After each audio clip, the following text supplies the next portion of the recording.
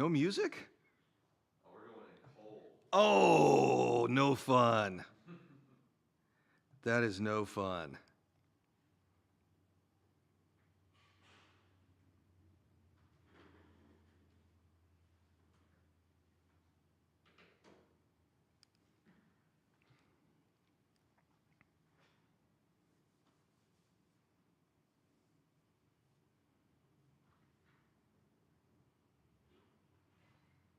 All right, you ready to go? We're ready to go. Welcome to the show, Jason Bible, Texas Real Estate Radio Network. Theme of today's show, inflation is just the beginning. I think a couple of things you've got to recognize at this point. I saw that Target, or as we call it down here, Target, the discount retailer, got absolutely smashed yesterday. And their margins are being crushed by inflation.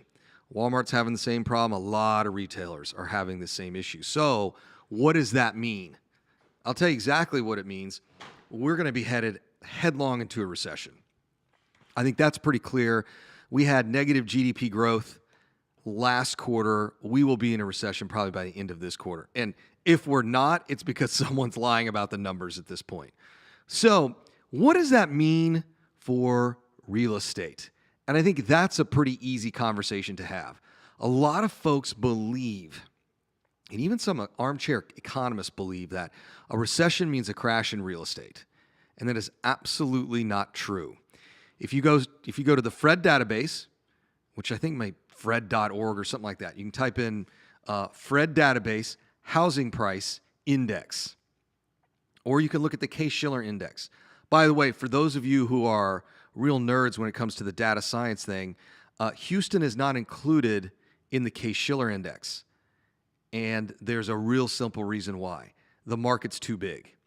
Houston is such a big, in fact, Houston is the largest real estate market in the country. And I'll say this, and I believe it 100% of the time. If you are not successful in Houston, you will not be successful anywhere else. This is the largest real estate market in the country.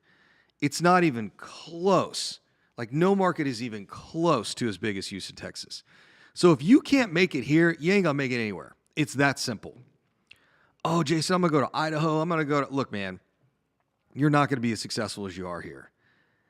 We have two really great things. We've got cash flow and we've got appreciation. That's pretty rare for most marketplaces. So Houston is a phenomenal marketplace, and that's one of the reasons why it's not included in the Case-Shiller index, because it's so big. So you can pull up any of these indexes. You can pull up Case-Shiller index, you can pull up median home price by county, you can all the data you want. Here's what you'll find. There are very few recessions that impact the price of housing. That's a very common misconception. Recession means house prices go down. Not true. Not true at all. Now, that doesn't mean there aren't more foreclosures because people are losing their homes. However, those foreclosures get sopped up by the marketplace. There's so much demand in the marketplace that even if there are houses at a discount, they're just sucked up. In fact, I'll give you the actual term that economists use. It's called absorption. Those assets that go to foreclosure are absorbed in the marketplace rapidly. In fact, one can make the argument that you could quadruple the number of foreclosures and it would have almost no impact in the marketplace. And by the way, the whole 2008, 2009 thing, that ain't ever happening again. I mean, you've got to really understand where we're at now in the American psyche. We had a conservative Congress and a Republican president. Notice I didn't say conservative, a Republican president. And through their actions, they did not allow foreclosures in the middle of the pandemic. They wrote checks to people to stay home. That's absolutely bananas. That has never happened in the history of the United States. So if you're one of these investors like, yeah, man, I can't wait for families to get thrown out of their houses so I can buy them for pennies on the dollar. Bro, that ain't happening. It's not. It's kind of like you hear these stories like, man, I almost won the lottery, but one number was off. And I'm like, okay, but that doesn't matter. Man, we almost won the game, but we lost by the number of points we scored. Yeah, but you still lost the game, dude. Yeah, I find it fascinating. More people are in love with describing how well they're doing the process as opposed to showing their results. Like, who really cares? What's the result at the end of the day? That's really what we're after. There's a lot of ego in the process. We're redoing a couple of things here at the office. We're launching a new show, starts next Tuesday. Oh, by the way, do we have new logos yet? Not yet. All right, we got to do logos. New show starts Tuesday. We're going to do it Tuesday at 1:30 and Thursday at 1:30. Whole new channel and everything. It's going to be super fun. I'm going to be interviewing a ton of people. Some people you know, some people you won't. It's going to be really fun. Show could be 15 minutes, could be 3 hours. Who knows? We're just going to turn the cameras on and see what happens. But the point of the show is to have a conversation about results. If you could do it all over again, what would you do differently? If you could identify one thing that made you successful, what was that? It's going to be those sorts of questions. And then some funny stories, and then some scary stories. But you've got to fall in love with the result. Now, don't get me wrong. The process is important. You don't want to hate the process. But we're still after the results. So here's the results that are going to come forward. We're going to be in a recession, more than likely by the end of this quarter. Shouldn't surprise everyone. Retailers are plummeting. Netflix got hammered like a month ago. In fact, I just saw a report that says they're firing 150 people. Gone. Disney's struggling right now. They can't seem to hold on to their tax stat or whatever's going on in Florida, which for Disney, I mean, let's be honest, Disney's big enough. They don't care. Go woke, go broke. I love that. I don't know why I think it's so funny, but I think it's hilarious. However, we're headed headlong into a recession. Now, here's what's interesting about Texas. This state is countercyclical. And in particular, the city is countercyclical. What does that mean? When the economy just absolutely takes a nosedive, Houston does really, really well. The state of Texas does well, but Houston does really well. I mean, we cannot get bodies in houses fast enough down here, whether for rent or for sale. It's absolutely bananas. My personal house, which we're in the middle of a really awesome renovation. I cannot wait for the house party. We are going to have an absolute banger of a house party when it's finally done. It's going to be crazy. I'm probably going to have the maids and painters in the next day. Like, it's going to be one of those things. It's going to be crazy. The house across the street, I bought mine for, I don't know, $200,000. I'm going to end up putting about 150 into it, maybe 175. House is worth, say, $500,000. So I'm in for 3 and some change. House across the street, it's a little bit bigger. No pool. Sold in a handful of days. I don't know the closing price yet. It's under contract for $375,000. That house literally doubled in value in a year. And I don't see that stopping anytime soon. We get back from a break. We're going to talk more about inflation and recessions. Jason Bible, Texas Real Estate Radio Network.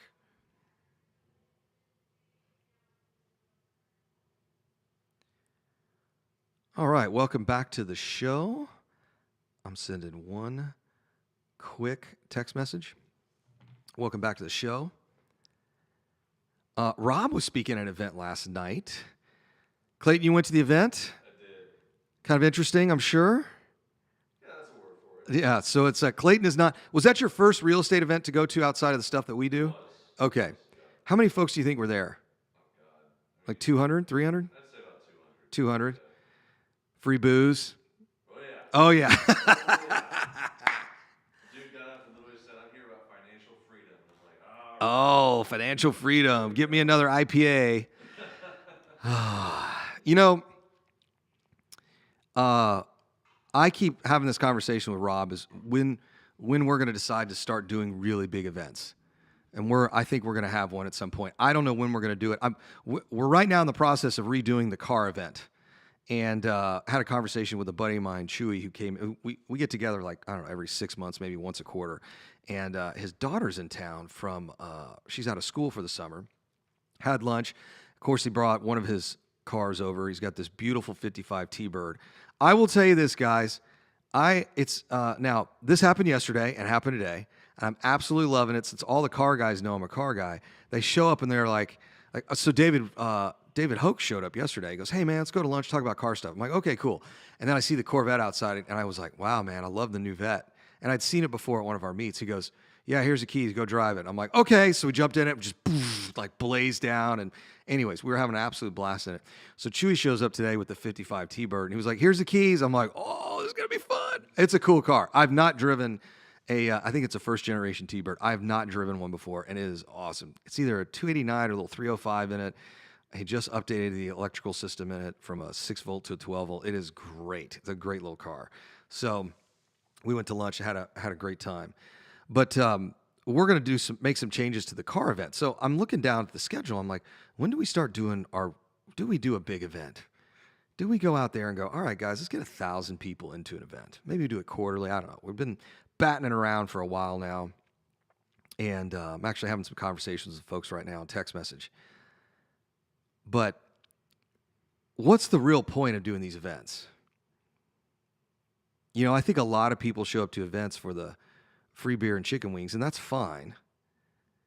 But these are also the same people when I ask, "Hey, what is it you're trying to accomplish in real estate?" And they'll say, "Well, I'm trying to leave a legacy for my family." And I'm like, "Okay, so you're spending time away from your family this evening. What was your goal tonight?" And a lot of times they don't have one.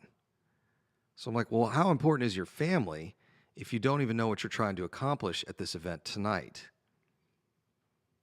Like, what is the goal? What is the result? And this is why this is so important for this show. Inflation is running rampant. Recession is on the way. We know it. Recession is a cycle of life. And what happens after recession is recovery. So recession is coming. Everyone's going to freak out. Guarantee you everybody's going to freak out. Now, if Trump were in office, the freak out would be even bigger. But because Biden's in office, it's going to be like, oh, we just got this little recession. You know, a lot of people losing their jobs. And the Kardashians did this weekend. You know, it's going to be one of those things. But there will be a fevered pitch at some point, probably right around election time, about how we're going to fix it. My guess is you're probably going to see a big red wave in November. Just my guess. We'll see. We'll know as it gets closer. In fact, we were joking about it last night. I had a couple of drinks with 2 investors last night. Had an absolute great time. And one of the conversations we had is, in politics right now, especially if you're down here in the South, all you have to be on the ticket is a Republican and not say a word. Kiss some babies, shake some hands, don't say anything. Because literally, you're going to just ride this wave in, because that's coming. And why is it coming? Because this recession is on the way. And whenever there's a recession and this inflation issue, you're going to get a big regime change. And that's exactly what's going to happen. All right, so Jason, now what? The recession is going to be here. If it's not here already, we'll know. Got to remember the economic data is a trailing data. So here's what's going to happen. Interest rates are going up. Recession will be here. My guess is if everybody wants to stay employed post-November election, we are going to see the Fed, just as I predicted back in 1st of February into January, that the Fed is going to reduce their rates. We will be back to mortgage rates somewhere around the Q4, and they'll be the same as about January this year. I'm not the only crazy person that thinks this, although I'm the only crazy person that actually talked about it in January, February. But I'm telling you, this is what's going to happen. Why? Because it's the only way out of a recession. This time next year, if not sooner, we will see 30-year mortgages in the 2s. Now, why is that important? Because real estate is going to continue to appreciate. So buy it now. You buy it now, you're paying 5 or 6%. In a year, 18 months from now, you're going to refi at 2%. By the way, that house will have appreciated 50 G's, 75 grand, somewhere around there, 50 to 75 grand in appreciation, and your rate's going to go down to 2%. You pull out the mortgage calculator. In fact, let's do that. Let's have a little fun. Let's do some math, because math is always great for radio. That's right, isn't it, Clayton? Math's always good for radio. Yeah, him typing on his phone while the Typing on the phone. Well, all right. is dead. Yeah. Here we go. This is what we're gonna do. So at a 5.5% interest rate, $200,000, your PI, principal and interest, is $1135 a month. Let's drop that down to 2%, and you're now down to $739. You're literally saving over $400 a month. By the way, this is a $200,000 mortgage. So my recommendation has not changed for the last, since 2013, the last 9 years. Buy as much real estate as you can get your hands on. I had a buddy of mine text me yesterday, Jason, I got an offer on my house. It's $250,000 over what I paid for it, like less than 2 years ago. Should I take the cash? I'm like, hold on to everything. Do you need the money? Not really. Hold on to everything. Hold on to everything. Here's the other thing we know about recessions. Capital runs to safe, fixed assets. That's typically what happens in a recession. You're already seeing it now. In fact, the 13 Fs came out, and there was a summary of the 13 Fs. By the way, this is a document that hedge funds have to produce. So the 13 Fs came out last week, and there's already been a substantial amount of analysis done. And they are dumping tech stock like you wouldn't believe. What are they getting into? Energy. Commodities. Why? Because in a recession, energy and commodities are safe havens, but they provide pretty decent returns. We're going to see the exact same thing in real estate.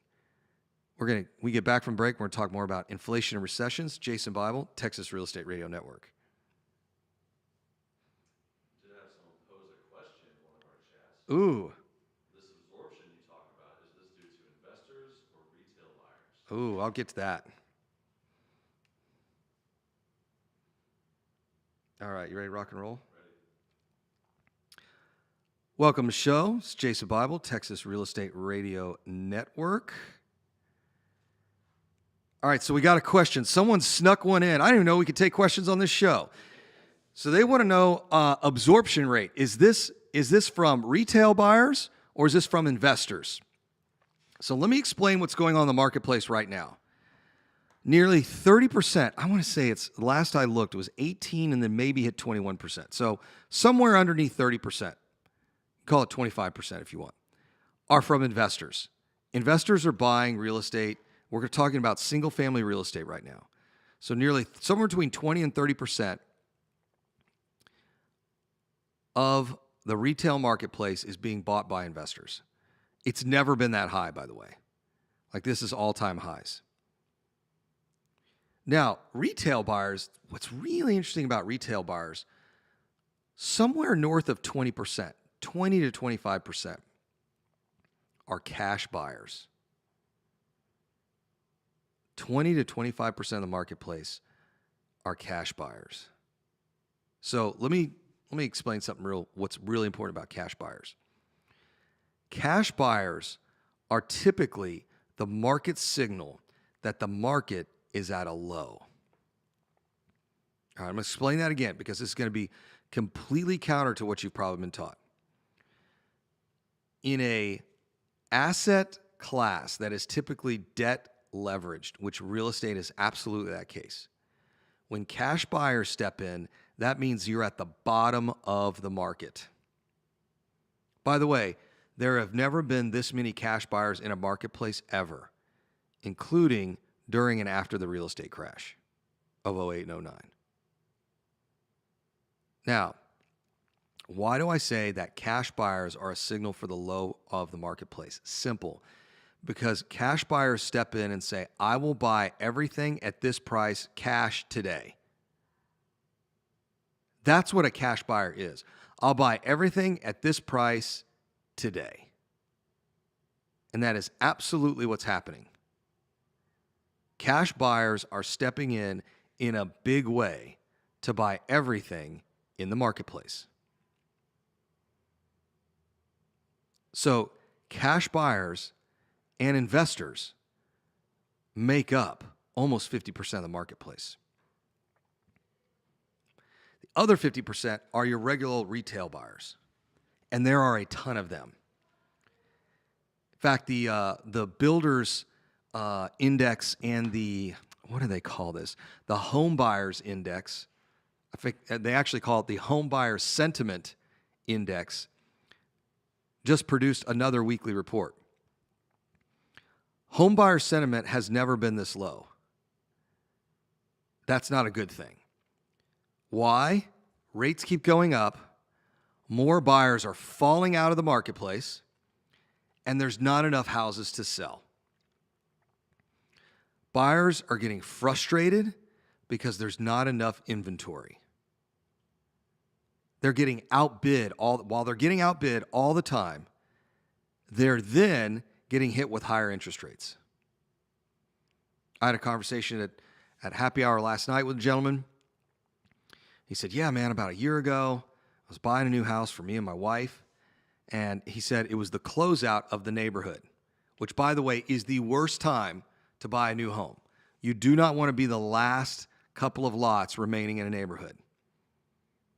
You want to be brand new neighborhood. You want to be the first couple of sales in that neighborhood, not the last. They're closing out the neighborhood. You'd think they'd be blowing things out. They're not. They've already made their money. They're going to put insane premiums on their lots. So he goes in to buy a property and the builder says, hey, look, if you don't put a contract on this today, we're increasing the price $75,000 just for the lot. And he's like, well, I'm not sure. Let me talk to my wife. Sure enough, the next day, calls, go, okay, I'll take it. He goes, it's another $75,000. You got to be kidding me. He's like, well, don't you want the lot? He goes, yeah, but I'm not paying another $75,000 for it. And he goes, look, you can have it today.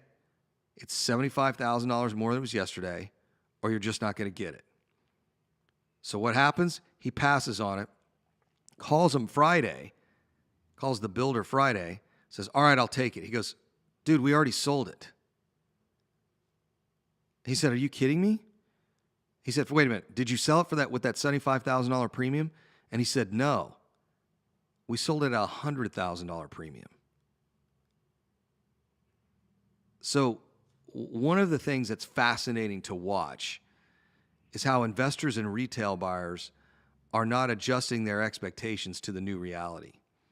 Inflation is rampant. Interest rates are going up. Yet buyers are still continuing to run the market prices up. Why is that? Because a significant portion of the marketplace are investors and cash buyers. Well, Jason, what happens if all the investors stop buying today? And I'll tell you right now, nothing would change. Absolutely, the prices would not change. Well, Jason, if all these hedge funds just stop buying real estate, then the market will crash. No. All those homeowners that are putting in 7, 8, 10 offers per house, or maybe I should say it this way, every single house is receiving 7, 8, 9, 10 offers. If there's an additional 25% more houses on the market, what's that mean? They're probably getting, instead of 7 offers, they're getting 4 or 5. And that's in the first week these things are listed. We're not talking about, I think the median days on market, I pulled this up for one of my slide presentations.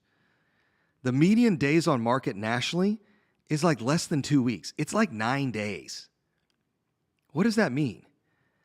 That means 50% of the houses in the United States that have sold sell in 9 days or less. 50% of the houses that are sold sell in 9 days or less. So even if the cash buyers step out of the marketplace, even if the investors step out of the marketplace, you might get it up to 14 days. Like, you've got to understand how crazy stuff is right now. The most important and the most expensive asset that an American will own is the roof over their head. And they're expected to make a lightning fast decision on whether or not they're going to buy a house or not in less than a day. A couple of us are looking for a lake house on Lake Conroe. Those houses, if they are priced correctly, are gone in hours. Hours. If it's under $1 million, it's gone in hours. Above $1 million, 2 days. Like, even the ultra luxury properties are moving in days. This isn't like 2008 and 2009 all over again. There's simply not enough inventory. And I keep saying this to everybody. Everybody thinks I'm crazy. Interest rates don't matter in real estate. They definitely matter in corporate America. That's one of the reasons we're seeing some of the challenges. Corporate America is being hit by two things. One is higher rates for debt and increased rates of inflation. Their margins are getting killed on both sides through debt financing and through margin suppression because prices of goods keep going up. Prices of commodities, what we call inputs, are increasing. Now, that doesn't mean real estate's going to crash. In fact, the quite opposite. Got to have a roof over your head. It's that simple. We get back from break. We're talking about recessions and inflation. It's Jason Bible, Texas Real Estate Radio Network.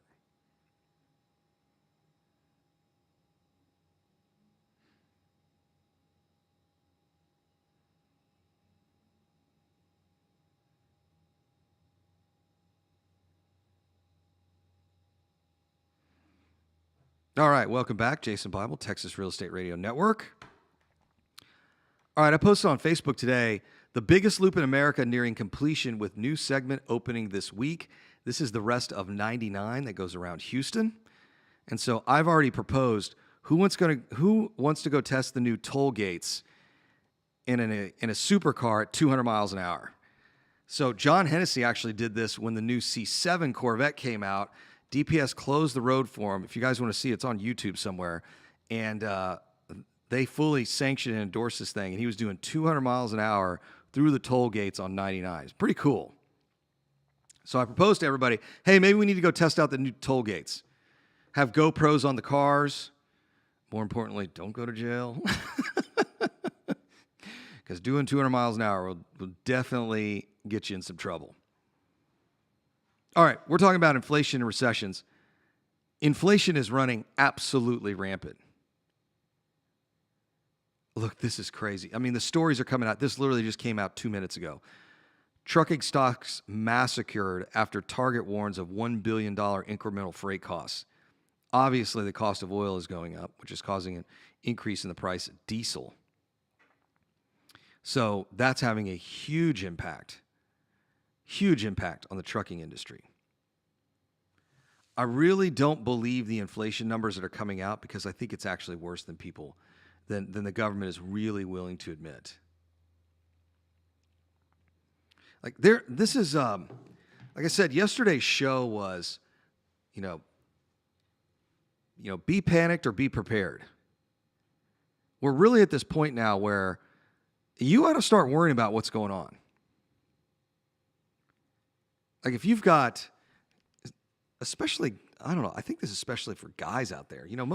Most men are, you're looking after your household, you're looking after household. But I'm not saying women don't do this, but men are certainly attuned to this, I think. You're running your household, all right, what are we going to do in the future? And you start looking at these incremental cost increases. And then you're looking at retirement and all that. You're like, man, this is a mess. And for guys, this is a how can I put this? This is a primordial thing. Like in the back of your mind, there ought to be a voice that's just absolutely screaming at you. Like something is really not right. Inflation is running rampant. Recession is on the way. You're trying to figure out how to buy the next house, how to put the kids in private school, pay for college, whatever it is. And you're sitting there looking at the lay of the land, and you're like, this doesn't look like it's going to get any better. And I'll give you a hint, it's not. The seeds of inflation and the seeds of this recession were sown 5 years ago. When we just started printing money like you would not believe. And now that money has made it into the hands of consumers, while at the same time, we have a limited amount of supply of new goods. It's a huge problem. And I think a lot of people are just kind of ignoring it. And you can only ignore it for so long. I mean, it still amazes me. We're over a year, I'd call it a year and a half post-pandemic, at least in Texas. And I drive by Honda and Toyota dealerships, and there are no cars out there. It is the craziest thing. Toyota is masters at JIT inventory, just-in-time inventory. Masters at it. I was having a conversation. I've told this story once or twice. Toyota calls me all the time. They want my truck. I want your truck. I want your truck. I'm like, as soon as my Land Cruiser gets done, I will sell it to one of you guys. And so whenever I'm chatting with one of my Toyota guys, I'm like, hey, man, how's the business going? And they're like, it's awful. We used to sell 150 cars a month. Now we're selling 50. You know, they used to get in 500 to 600 cars a month. Now they're getting like 75. He's like, it is an absolute mess. And it doesn't look like it's going to get any better. Having a conversation with a buddy of mine last night, he just bought a new truck, big diesel truck, Ford King Ranch, you know, a nice, let's say $80,000 vehicle. Now, for those of you outside of Texas or not from the South, he's got a big ranch. You got to have a big truck, and it's got to have a diesel in it that you can put 9,000 gallons of diesel on because there's no place to fill up in the middle of nowhere at your ranch. It's just, you got to have one of those trucks. He uses it like a work truck. In fact, we were joking. He ordered a King Ranch with vinyl flooring. So here you go. Nice, comfortable King Ranch, beautiful leather seats. I mean, they look like, the seats look like they're made out of some leather from a high-end purse. I mean, it's just beautiful. And he got vinyl in the, he got vinyl seats. Not vinyl seats, vinyl flooring. Because it's a ranch. Out there hunting and doing ranch stuff and got to make a mess. But you want the seats nice. In fact, we were both joking. Hey, should we both go buy like a Prius or an Accord hybrid? And one of his buddies was messing with him. He's like, yeah, but you can't take that on a date night.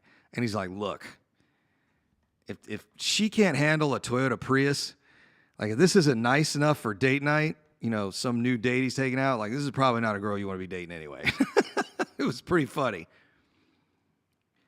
In fact, he's getting a vintage Mercedes. We're talking about vintage Mercedes. I'm a big fan of the 240D, which is a cool, like old school diesel. I'm kind of shopping them from every now and then. I'm like, dude, I would totally, he's got a 300. So I'm like, I would totally roll that 300 to date night. Like if a girl's smart enough, she'll go, you know how much it costs to keep an old Mercedes running? Like, it makes a Lambo look cheap. Anyway, so we were joking about, he said, you know, just for grins, I sent an email up to a friend of mine. And they're a sales manager at one of these big Ford dealerships. And they said, we will come pick your truck up today and turn around and sell it for $125,000. $45,000 over MSRP. And why is that? I don't think it's because demand is through the roof for these things. I just think it's because they can't make enough of them.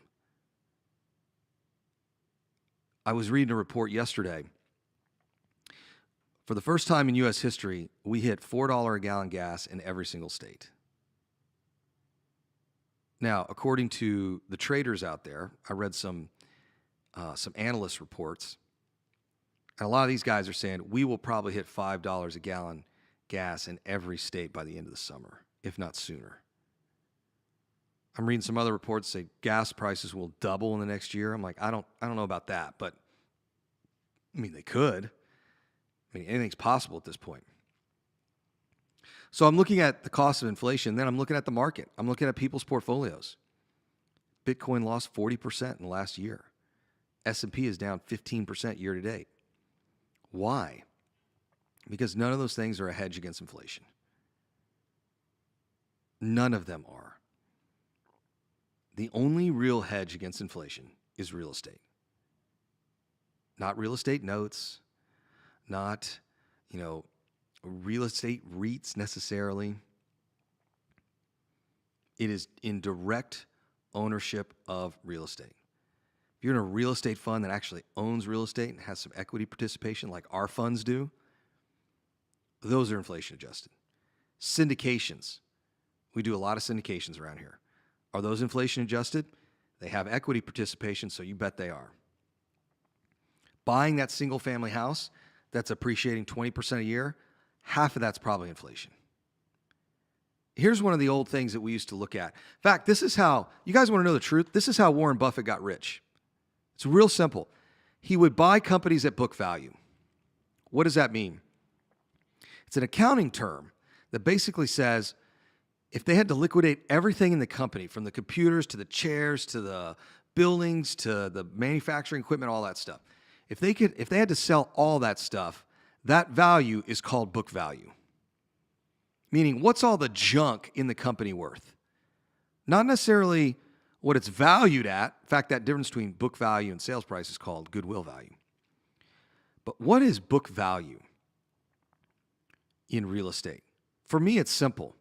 If I can buy a piece of real estate below replacement cost, I'm winning.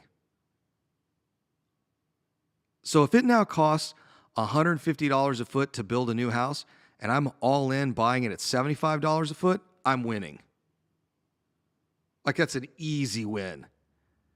Now you can go in and do the rest of your analysis. Okay, does it cash flow? Does this? We're going to Airbnb it, or VRBO. We're going to short-term rental it. Are we going to do a corporate rental thing? Are we going to do a long-term? Whatever. But if I can buy this thing for half the price of replacement cost, how do you lose? Like, it's really hard to lose.